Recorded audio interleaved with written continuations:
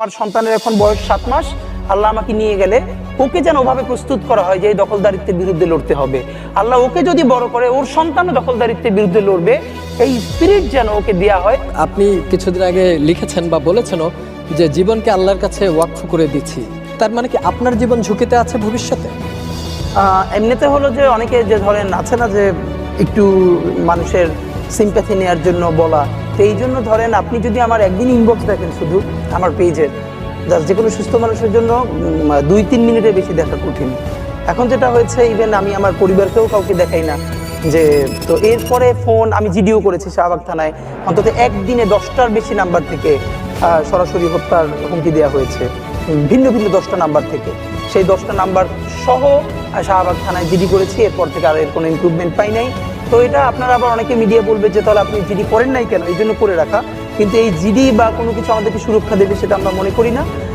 যেই লড়াই আমরা নেমেছি এটা জানি এটা 2-4-6 বছরের কোনো লড়াই না। আপনাকে জানিয়ে রাখি যে মেক্সিকোর পাশে আমেরিকা প্রতিবেশী হিসেবে যতটা পরাক্রমশালী, তার থেকেও বাংলাদেশের পাশে ভারত অনেক বেশি পরাক্রমশালী।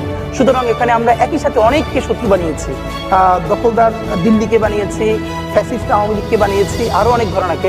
সুতরাং আমাদের এই লড়াইটা শুধু 2-4-5 বছরের, এটা খুবই ভুল। আমাদের লড়াইটা চলবে, এবং এই জন্য আমি বলেছি আজকে যদি আমাকে হত্যা করা হয়, যে কোনো মুহূর্তে করা হতে পারে। আমি আমার বন্ধুদেরকে ইনকিলাব কালচারাল সেন্টারে সেদিনকে আমরা সবাই বসে বলেছি যে আল্লাহ যদি আমাকে আগে নিয়ে যায়, তারপর তোমাদের করণীয় কি।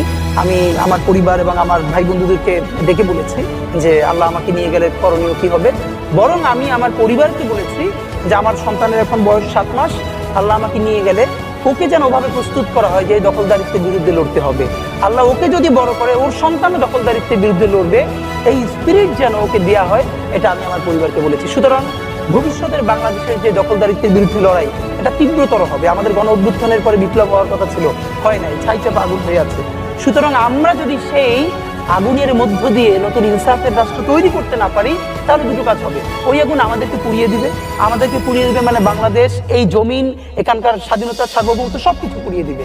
সিপাহী বিপ্লবের পর আমাদেরকে যেরকম ধ্বংস করে ফেলা হয়েছিল, হয়তো সেই পরিণতি হবে। আর সেটা না হলে যদি আমরা রুখে দাঁড়াতে পারি, তাহলে আমাদের বিজয় হবে। সুতরাং আমরা লড়াইয়ের মধ্যে